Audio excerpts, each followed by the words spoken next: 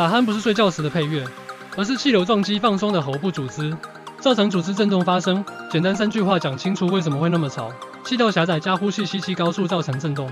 睡着时舌头、悬雍垂或软腭松弛，气道变窄，空气高速通过这段软组织，像风吹过旗帜一样让它振动发出鼾声。体味：肥胖与鼻阻塞会加重鼾声，仰睡时舌根更容易塌陷，仅为叫出或鼻塞、过敏、鼻中隔偏曲都会让气道更窄，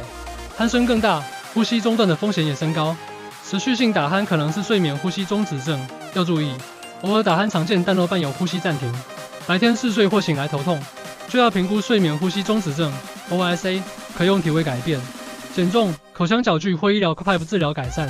你或身边有人打鼾到能当夜店背景音吗？留言加按赞加追踪，分享你最夸张的打鼾故事或你怎么帮伴侣改掉的。